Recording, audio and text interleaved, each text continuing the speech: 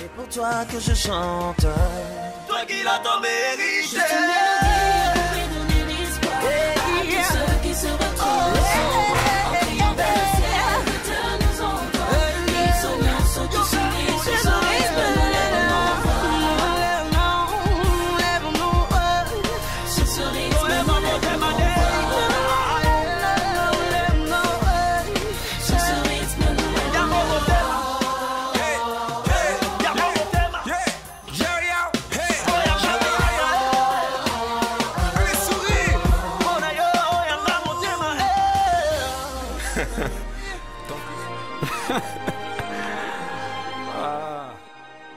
Nous sommes dans la joie de vous retrouver encore aujourd'hui par la grâce du Seigneur. Alors nous avons commencé un thème que nous avons déjà exploité jusque-là, 2 numéros, et nous allons continuer encore avec ce thème. Et ben, il s'agit de la loyauté. La loyauté, c'est quelque chose que nous devons avoir, comme la Bible est en train de nous dire dans Proverbes chapitre 28, le verset 20, un homme fidèle est comblé de bénédictions, mais celui qui a hâte de s'enrichir ne reste pas impuni. Alors, de peur de ne pas tomber dans le piège de l'impunité, eh ben, nous devons être fidèles. Je ne suis pas seule sur ce plateau, je suis avec des merveilleuses personnes que je m'en vais présenter tout à l'heure, mais avant ça, je vais demander à la réalisation de nous proposer une courte pause, réalisation qui est coordonnée par le frère Ray Tamboué et assistée par la sœur Marianne, de nous proposer une pause et nous revenons tout de suite après.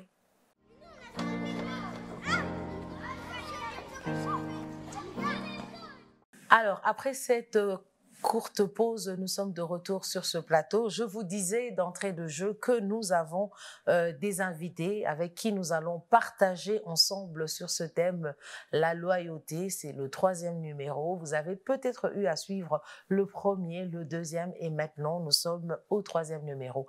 Alors c'est pour la première fois qu'ils sont sur ce plateau et ils ont accepté de nous donner de leur temps. Ils ont accepté d'être disponibles et disposés afin de partager ce merveilleux thème que nous avons déjà commencé, qui est la loyauté. Et je m'en vais présenter celui qui est juste à ma gauche, le frère Eli Kankou, à qui je dis shalom. Shalom, maman Pamela. Vous allez bien, frère Eli? Très bien, merci. Et vous-même? Ça va, ça va. Le Seigneur nous fait grâce en tout cas. Amen. Nous sommes dans la joie de vous recevoir aujourd'hui. C'est la première fois et j'espère que c'est pas la dernière fois. Pas du tout. Prochainement, je serai encore votre invité. Ah, merci beaucoup, frère. Je vais m'inviter moi-même. Gloire à Dieu, gloire à Dieu. Alors, juste à côté du frère Eli, il est exactement à ma droite. Nous avons le privilège, la grâce et le bonheur, comme ça a été aussi le cas pour le frère Eli, de recevoir le frère Jonathan Mungongwa. Je suis tentée de dire l'homme de béni l'Éternel. Alors, frère Jonathan, je vous dis shalom. Shalom, maman Pamela. Vous allez bien? Très bien, grâce à Dieu. Et vous-même? Ça va, ça va. Le Seigneur nous fait grâce. Nous Amen. sommes dans la joie de vous recevoir aujourd'hui Oui. afin de partager ce thème, hein, la loyauté. Vous êtes dans le ministère depuis longtemps, hein, du chant, hein, comme le frère Eli aussi est dans le ministère du chant. Alors, on aimerait quand même écouter, hein, vos expériences par rapport à la loyauté, ce par quoi vous êtes passé. Et nous voulons commencer avec la première question. Alors, je vais commencer la première question avec vous, Frère Jonathan. Nous avons déjà eu à parler de la loyauté. Alors, si vous pouvez nous expliquer selon vos mots, hein, ce que vous comprenez par la loyauté. Mais sinon, ma première question, c'est celle de savoir qu'est-ce qu'on gagne lorsqu'on est loyal. Alors, est-ce que vous pouvez aussi nous donner un exemple biblique qui nous prouve que la loyauté, hein, je sais de quoi vous allez parler tous, de David et de Jonathan. Qu'est-ce qui nous prouve que la loyauté est quelque chose de bon pour nous? Donc, donnez-nous un exemple. Merci pour la question et surtout pour le sujet qui est très, très, très pertinent. Je pense que on a besoin d'être fixé sur certaines choses en parlant de la loyauté. Et il est important pour nous de définir d'abord la loyauté, c'est quoi? Et personnellement, je pense que je ne peux pas parler de la loyauté sans parler de la fidélité, faire mention de la fidélité. La fidélité, c'est être régulier à un engagement. Ça, c'est moi. Que l'on prend. Non, mais il n'y a pas de souci, hein, c'est selon vous. Et alors, en parlant de la fidélité dans ce sens-là, ça me renvoie à expliquer un peu comment j'ai conçu la loyauté. En faisant mention de la fidélité. Alors pour moi, je dirais que la loyauté, c'est la fidélité manifestée par la conduite aux engagements pris. Ok, la fidélité manifestée par la conduite aux engagements pris. Et même de par cette définition, j'aimerais qu'on puisse retenir, je n'enseigne pas. Non, mais allez-y. Bon, peut-être que vous avez le don avec des mots d'enseignant. assez simples, basiques, que chacun comprenne exactement la loyauté, De quoi il s'agit. de quoi il s'agit. Alors, les trois mots principaux que je ressors de la définition de la loyauté, un, c'est la fidélité. C'est pour ça que je dis que je ne peux pas parler de la loyauté, sans faire mention de la fidélité. Manifestation. C'est-à-dire, on manifeste. OK? Et puis, on parle d'engagement. OK. Voilà. Et donc, c'est un peu ça, la définition pour moi, je pense, de la loyauté. Donc, si je veux le dire, ça dit la fidélité manifestée par la conduite aux engagements pris. Donc, c'est plusieurs engagements. Donc, on peut prendre plusieurs engagements. Ça dépend, ça peut être un engagement, plusieurs, mais quand tu prends un engagement, alors la conduite, la manière dont on est en train de suivre le cours. Ouais, c'est-à-dire tu es fidèle à l'engagement que tu prends. Voilà, c'est ça que j'appelle moi la loyauté. Alors, qu'est-ce qu'on y gagne à être loyal? Et donnez-nous aussi un exemple. Ça dépend, on est loyal envers quoi ou envers qui? Les deux. OK. On est loyal envers qui ou envers quoi? En tout cas, on attend la réponse. Alors là, je pense que je vais beaucoup plus expliquer ça en prenant un exemple dans la Bible. Oui. Je vois Ruth et Naomi. Et Naomi. Je pensais que tu allais parler, je me disais qu'on allait parler de Jonathan et David. Moi, par contre, je suis allé sur Ruth et Naomi. Alors, je vois que la loyauté de Ruth lui a permis de trouver un mari noble, haut placé et riche. Donc ça lui a ouvert les portes. Voilà, ça lui a ouvert les portes vers le mariage. Donc, je me dis que c'est la loyauté nous donne un bénéfice comme tel, un peu comme l'exemple que je viens de donner de Ruth et de Naomi. Merci beaucoup, frère Jonathan. Alors, je me tourne vers le frère Élie, s'il peut aussi nous expliquer comment est-ce qu'on peut, qu'est-ce qu'on gagne à être loyal. Par un exemple, on a déjà eu Naomi et Ruth. J'ai déjà donné Jonathan et David. D'accord. Allez-y. Alors, merci beaucoup, maman Pamela. Je vous en prie. Mon bien-aimé Jonathan vient de très bien le dire. Alors, moi, je vais aller dans le sens étymologique. OK. Quand on parle de la loyauté tire son origine du mot loyal. Et en grec, quand on parle de loyal, il y a le mot lex. Et lex fait référence à la loi. D'où la lex, c'est de l'ex. OK. Alors, quand on parle de la loyauté, ça veut dire qu'il y a contrat. Okay. On se met d'accord. Moi et le frère Jonathan, par exemple, on doit faire un featuring. Il y a un texte devant nous et ce texte-là, nous devons le respecter. Okay. Et puisque nous sommes dans le monde chrétien, la loyauté, c'est d'abord envers Dieu, mais aussi envers les hommes, la créature de Dieu. Là, je vais prendre l'exemple, non de David et Jonathan, mais je vais prendre l'exemple du jeune Joseph. Okay. Joseph est vendu par ses frères. Il a été vendu auprès des Ismaélites. Et les Ismaélites vont à leur tour le revendre auprès des Potiphar.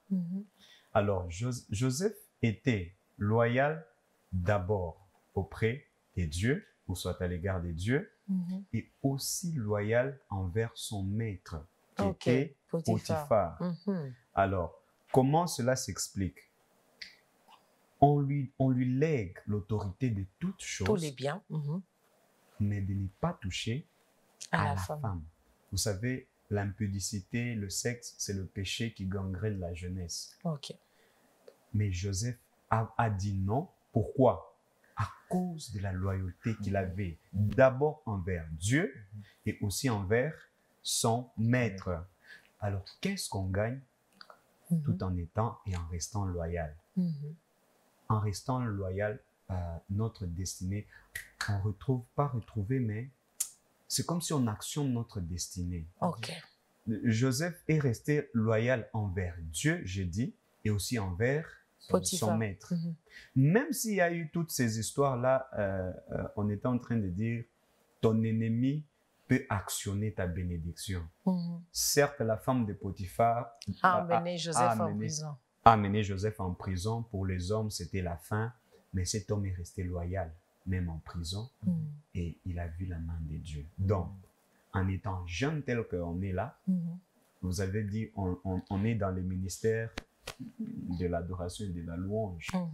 C'est parce que quelque part, nous avons été loyaux, et nous sommes loyaux, et nous continuerons à l'être, que nous sommes en train d'aller de pas en pas vers quelque part. Donc, on a une destinée à pas atteindre, mais on est en train de vivre.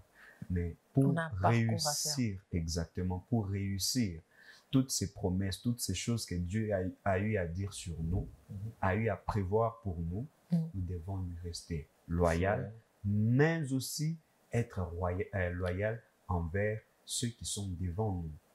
Avec qui on a pris des engagements. Avec qui on a pris des engagements. Je viens dans l'émission de Maman Pamela, on s'est entendu, on a dit, voilà, on va parler. Je ne peux pas débarquer ici, commencer à parler de la politique. Non, parce que le thème, ce n'est pas ça. Donc, si je suis déloyal prochainement, vous n'allez pas m'inviter. Ça, c'est clair. C'est voilà sûr que je ne vous reçois pas du tout. Alors, papa, Élie, nous restons vers vous pour la deuxième question rapidement. Alors, c'est celle de savoir... notre loyauté aujourd'hui peut-elle être encore une source de bénédiction pour les générations futures? Parce que tout à l'heure, vous avez parlé de Joseph, le frère Jonathan a parlé de Ruth et Naomi. Alors, quand vous parlez, je ne vous ai pas entendu parler de la génération future. Parce que le Seigneur est en train de dire que nous sommes des sources de bénédiction.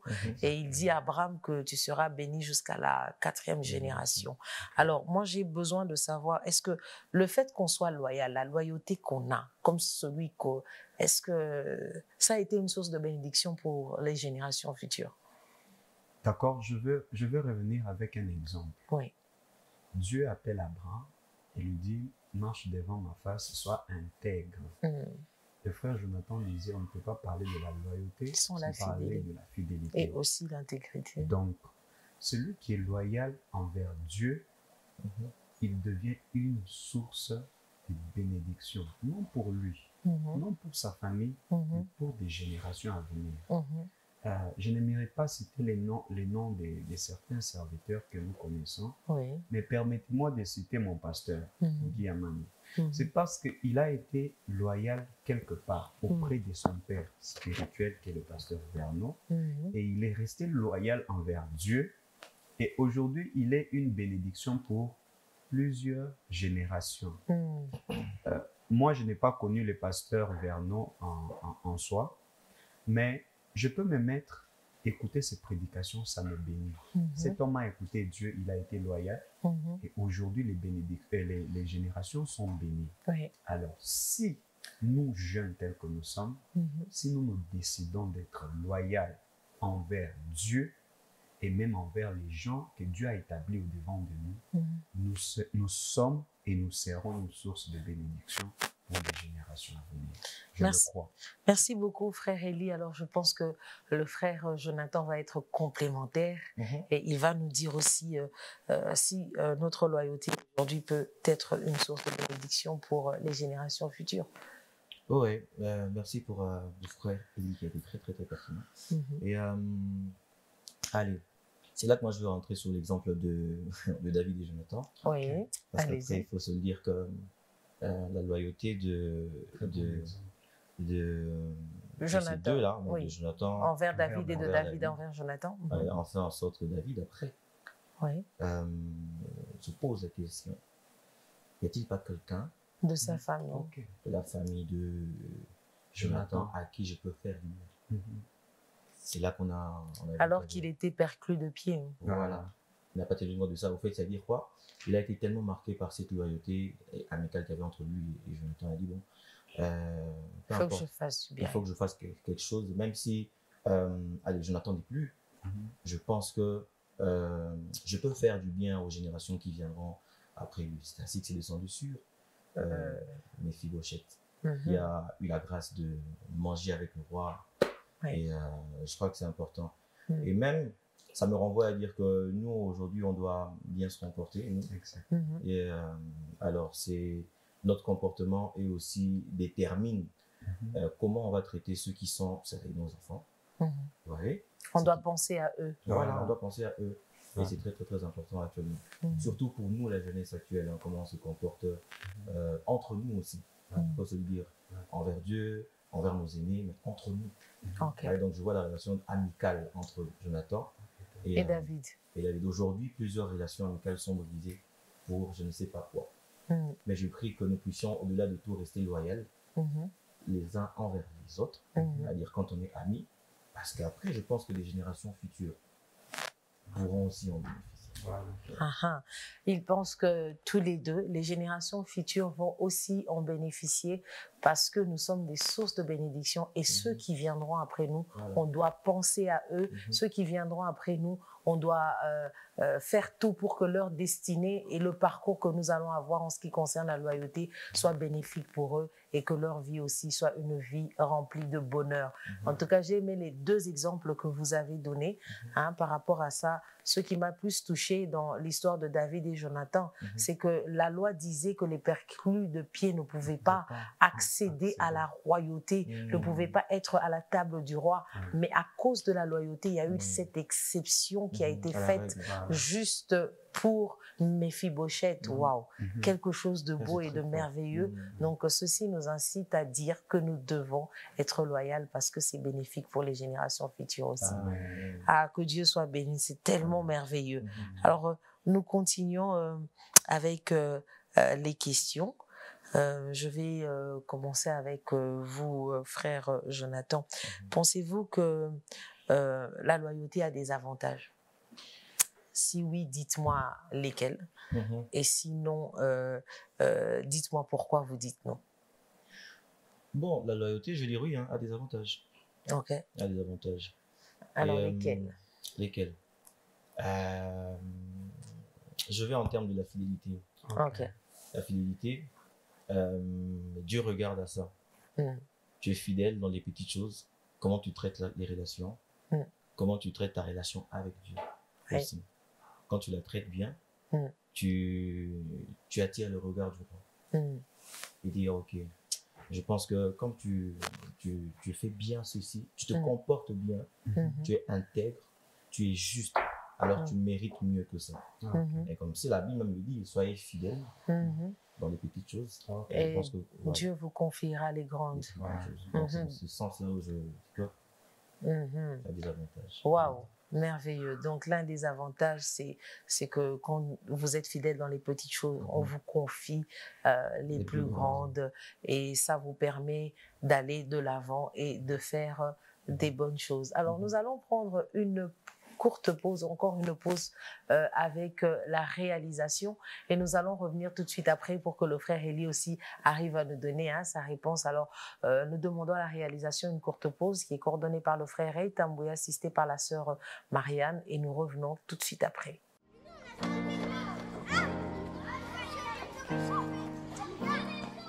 De retour sur ce plateau après cette pause que nous a proposé la réalisation, nous sommes en train de parler de la loyauté. Vous nous prenez peut-être en cours, vous êtes en train de nous suivre sur YouTube, sur l'application Parole Éternelle. Eh bien, nous sommes en train de parler de la loyauté et les invités d'aujourd'hui sont le frère Élie Kankou qui est à la chorale de l'église La Borne et le frère Jonathan Mungowa que vous connaissez. Je disais tout à l'heure, c'est l'homme de béni l'Éternel. Alors, nous sommes en train de continuer à parler de la loyauté. Alors, frère Élie, tout à l'heure, nous avions besoin de votre réponse par rapport à la première question, à la question que j'ai posée tout à l'heure. Pensez-vous que la loyauté a des avantages? Si oui, lesquels? Sinon, dites-nous pourquoi. D'accord, je précise d'abord, je suis à la chorale de la jeunesse, l'église a plusieurs chorales. Désolé, c'est bien. Merci pour la précision. Merci beaucoup. Alors, parlons des avantages. Je vais également donner un autre exemple. La loyauté a beaucoup d'avantages. Prenons l'exemple. La liste n'est pas exhaustive. Exactement. Le prophète Élie et son serviteur Élisée. Ouais. Élisée est resté loyal à lui jusqu'à la dernière minute. Wow. Qu'est-ce qu'il reçoit? Le manteau. Double portion. Il a eu à faire plus que Élie. même si on dit que l'élève ne dépasse pas le maître. Mais là... Bon, c'est ce que les gens disent. C'est ce que les gens mais disent. Jésus dit que vous ferez plus que moi. Les gens disent ça, mais la Bible montre que quand on reste loyal, on est capable de faire au-delà. Donc, la loyauté a des avantages. Et il y a des gens qui aiment prendre les raccourcis. On peut parler d'abord en termes d'argent. Vous savez, s'il y a quelque chose qui brise la loyauté, c'est l'argent. Quand on est devant l'argent, surtout nous les jeunes, filles comme garçons, on court derrière l'argent, on oublie tout. On est prêt même à sacrifier l'autre à cause de l'argent. On est sur les réseaux sociaux, on voit comment deux filles sont à la table, une se détourne pour aller se soulager, l'autre met le poison dans le verre. Oh là là. On se dit, c'est pourquoi? Où va-t-on? Pourtant, ce sont des amis. Comme le frère Jonathan disait, David et Jonathan, c'est un très bel exemple de loyauté. Nous devons être loyaux. Il y a des avantages, toujours. Les avantages, parlant, si tu permets, oui. En parlant de ça, je pense, si je peux essayer de compléter, en parlant des désavantages, il peut y avoir un désavantage. Vous me dévancez. Allez-y. Okay. Alors, ça dépend. La Bible dit dans le psaume 1, c'est ce que j'étais en train, alors que j'étais en train de parler, c'est heureux l'homme qui ne marche pas selon le conseil des méchants, qui ne s'arrête pas sur la voie des pécheurs et qui ne s'assied pas en compagnie de moqueurs. Alors, si tu penses que, je pense qu'il pourrait y avoir un désavantage sur base du choix que tu fais.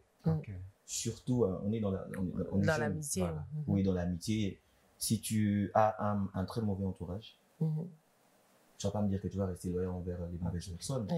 La Bible ne nous recommande pas de nous associer à cette catégorie de personnes. Vous voyez? Et là, il faut faire vraiment mention de ça avant de nous engager. Être loyal envers quelqu'un, se rassurer de l'état de la personne, qu'elle ne se retrouve pas dans la catégorie que nous défend le psaume. Pour ne pas tomber dans le piège d'être face à des gens qui vous mènent par le bout du nez. Voilà. J'ai vu ce matin une image où c'était l'image d'une lame de rasoir avec un leader qui est en train d'avancer, mais il avait des chaussures, mais ceux qui le suivaient n'avaient pas de chaussures et se blessaient. Alors on explique que avant de suivre un leader, il faut être sûr que c'est un bon. Voilà. Donc, en matière de loyauté aussi, si vous voulez suivre quelqu'un, ne le suivez pas dans les mauvaises choses, mais plutôt dans des bonnes choses, parce qu'il y a des avantages et des désavantages, comme a dit le frère Jonathan tout à l'heure. Donc, c'est à vous de faire le choix. La Bible dit dans Proverbe, à tes résolutions, dans Job. À tes résolutions répondra le succès. Si vous prenez la bonne décision, si vous faites les bons choix, ces choix auront de l'impact, de l'influence et aussi aura un certain apaisanteur sur votre vie et vous permettra de prendre les bonnes décisions. Alors, le temps est jaloux de nous. Nous sommes en train d'y aller lentement et sûrement. Nous allons terminer. Alors, je vais poser la question au frère Jonathan. Après quoi, je poserai une autre question au frère Élie. Dites-nous, s'il vous plaît, jusqu'où peut aller la loyauté, hein? Je disais tout à l'heure que vous avez précédé. Ah oui, je comprends. Vous avez précédé ma question. Jusqu'où peut aller la loyauté envers une personne? Et dites-nous aussi que peut-on nous faire pour... que peut-on plutôt... qu'est-ce que ça peut nous coûter, hein, le fait d'être loyal envers quelqu'un dans notre relation ou dans l'amitié en tant que jeune chrétien. J'espère que la question est claire. Oui, elle est très claire. D'ailleurs, je pense que j'ai même précédé. Oui, en répondant. Oui. Alors moi, personnellement, je pense que s'il faut répondre à cette question, jusqu'où peut aller la loyauté envers une personne, moi, c'est juste au point où cette personne ne me donne pas de Dieu. Ah, je m'attendais à ce que le frère Benjamin dise jusqu'à la mort. Le frère Jonathan, pardon. Qu'elle ne m'éloigne pas de Dieu, encore de la foi chrétienne. Si je sens qu'elle devient un danger pour les valeurs chrétiennes que j'ai chéries, je pense que là, il y aura quand même lieu de voir. C'est même là que je vais encore revenir sur le texte du psaume 1. Voilà, je pense que c'est... C'est important. Ouais. C'est important que les gens comprennent que le psaume 1, ils doivent le vivre, ils doivent le faire sentir et le partager autour d'eux, parce que sinon ça devient de l'anarchie, et sinon ça devient vraiment quelque chose qu'on ne saura pas maîtriser, parce que imaginez que vous êtes loyal envers quelqu'un qui vous emmène chez un féticheur. Quelle vie de médiocrité vous vous attend votre destinée et la destinée de vos enfants, bien sûr. Parce que ça ne va pas se limiter juste à vous, ça va aller de génération en génération. D'ailleurs, la bénédiction, on dit que c'est à la 1000e génération, mais la malédiction, c'est jusqu'à la 4e. Imaginez 4 générations de malheur. Tout ça parce que vous avez, vous avez fait le mauvais choix et vous avez mal fait vos histoires. Alors, je me tourne vers vous. Merci beaucoup, frère Jonathan. La question était sobre, la réponse était sobre, mais nous bénissons le Seigneur. On a compris le message. Alors, frère Élie, que faire pour être une personne loyale? C'est bien de parler de la loyauté et toutes ces choses, mais que faire? Parce qu'il y a des gens qui confondent la loyauté. Ils pensent que le fait d'être, permettez le terme, un mouton de panure, ça veut dire vous suivez les gens. Un suiveur, c'est ça la loyauté. Alors, que faire pour être une personne loyale? Déjà, je vais emprunter vos mots. Ce n'est pas le fait d'être fan de quelqu'un. Ah, fan. Que l'on dira que vous êtes loyal. On était en train de parler au départ, j'étais en train de dire la loyauté ou le mot loyal vient du mot qui veut dire loi. L'ex. Dieu nous a donné sa loi. Nous devons marcher suivant les principes. Mais puisque les termes sont entremêlés, j'y arrive, il y a le mot fidélité qui est collé à la loyauté. Alors, la fidélité, c'est la nature de Dieu. La Bible dit, même comme nous devenons infidèles, lui demeure fidèle. Alors, comment on peut devenir loyal? Comment on peut devenir fidèle?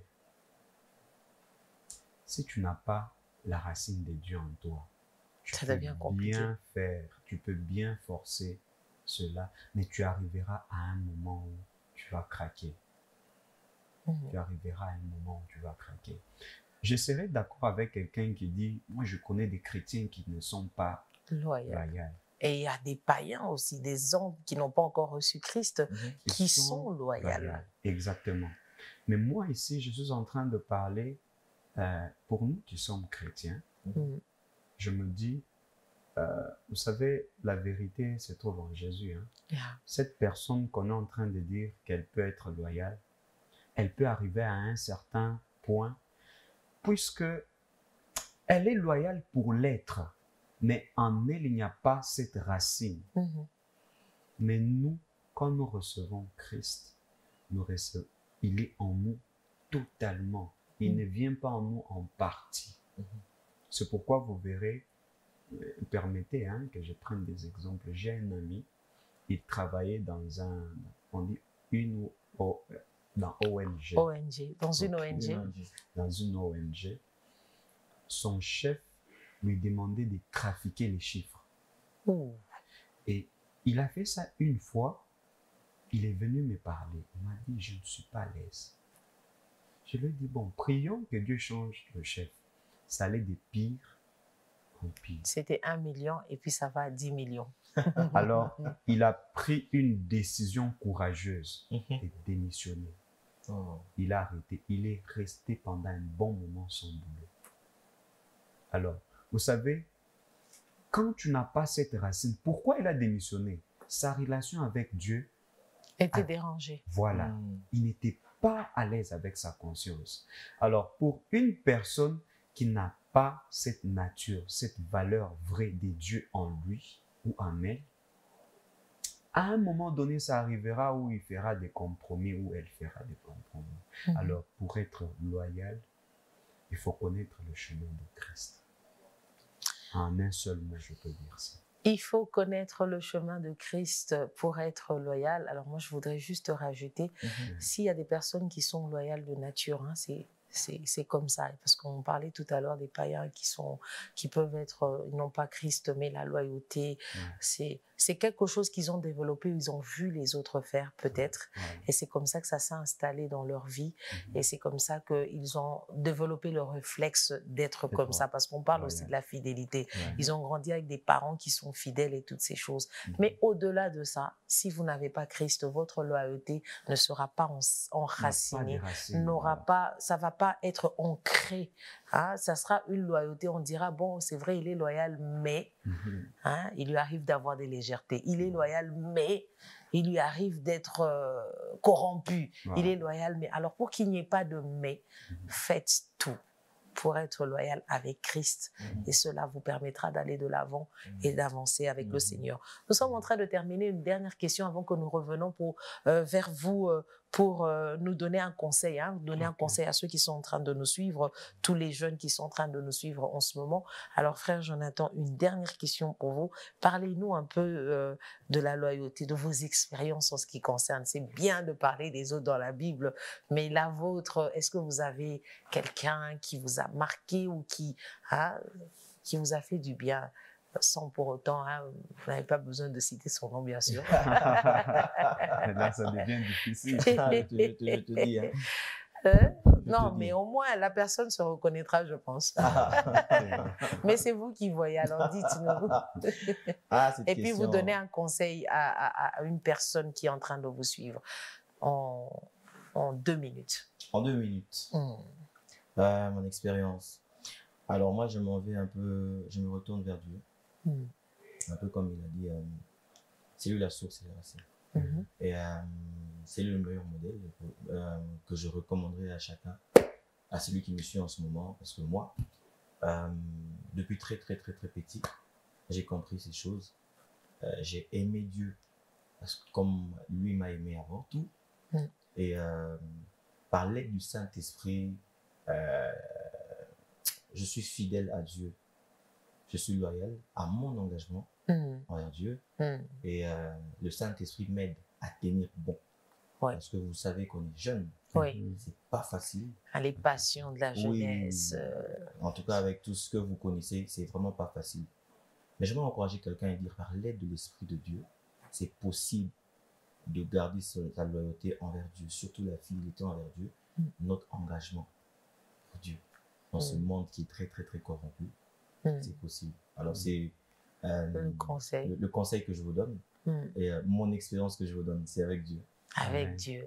Nous bénissons le Seigneur pour cette expérience. C'est une très belle expérience avec le Seigneur que vous avez. Et je pense que vous tous qui nous suivez, vous devez emboîter le pas de notre bien-aimé frère Jonathan, qui a cette expérience avec le Saint-Esprit. C'est la plus belle chose qui peut nous arriver en tant qu'enfants de Dieu. Et la plus belle expérience, c'est celle d'être loyal envers Dieu. Merci beaucoup, frère Jonathan. Alors, frère Élie, rapidement, en 1 minute 30, donnez-nous le conseil à ceux qui sont en train de nous suivre. Et après quoi, nous allons terminer. On aurait voulu s'éterniser, mais le temps. Vraiment.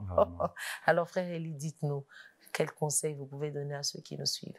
Alors, pour ceux qui nous suivent, c'est difficile. Vous savez, on parle bien de la loyauté, mais la loyauté s'éprouve. Comment? C'est pendant des moments difficiles. Imaginez quelqu'un qu'on est en train de traîner en l'amenant dans une fournaise ardente. Il va se poser, il va se poser 1001 questions. Pourquoi je suis loyal envers une personne que je ne vois pas? Qui m'emmène tout droit dans le feu. Dans le feu. Dans la fournaise. Vous savez, ces jeunes hommes ont tenu jusque dans la fournaise ardente. Et c'est là qu'il a... Le Seigneur s'est manifesté. Vous savez, ce n'est pas facile. C'est difficile. Peut-être que ça peut être à l'université, ce professeur-là est en train de te coincer pour que tu puisses passer à l'acte avec lui. Mais rappelle-toi qu'il y a un Dieu qui est capable de te faire réussir sans passer par tout ce chemin-là. Ça peut être au travail. ton chef te demande de faire, comme je le disais, de trafiquer des choses, d'agir, d'aller dans le mauvais sens. Peut-être même on est en train de t'amener sur un chemin de fétiche, de toucher aux fétiches, d'entrer dans une loge pour rouler carrosse. Bien aimé, je vous assure, là c'est la bénédiction de l'Éternel qui enrichit bien ne se fait suivre d'aucun chagrin. Alors s'il y a un conseil pour un jeune, reste ferme, reste stoïque, reste loyal envers Dieu. Ça paye toujours. Amen. Amen. Restez loyal envers Dieu, restez loyal envers Dieu, restez loyal envers Dieu. J'ai répété 3 fois pour que ça reste dans nos esprits et pour que nous puissions nous mettre à l'idée que la loyauté finit toujours par payer, mais celle qui paye mieux, c'est celle envers Dieu. Les hommes, c'est vrai, Dieu passe toujours par les hommes pour nous faire du bien, parce qu'ils sont des sources de bénédiction pour nous. Merci beaucoup, frère Élie, pour votre passage. Vous m'avez promis que vous allez venir. Bénissons le Seigneur. Merci au frère. En tout cas, à l'engagement. Merci au frère Jonathan Mungongwa d'avoir accepté. Vous êtes là pour un court séjour à Lubumbashi, mais vous avez quand même accepté de venir passer dans notre émission. Que le Seigneur vous bénisse et qu'il se souvienne de votre carrière ainsi que celle du frère Élie. Alors, nous sommes arrivés à la fin. Nous vous disons merci à vous tous qui êtes fidèles à cette émission Sentier Pur, vous tous qui avez pris habitude d'être chaque samedi sur votre canapé et vous tous qui nous suivez de par les différentes chaînes ou réseaux sociaux que nous avons. Que le Seigneur vous bénisse abondamment. Je vous donne rendez-vous prochainement avec le même thème, cette fois-ci pour clôturer, avec d'autres invités bien sûr, par la grâce du Seigneur. Alors je vous dis d'ici là, portez-vous bien et à très bientôt. Ciao, ciao.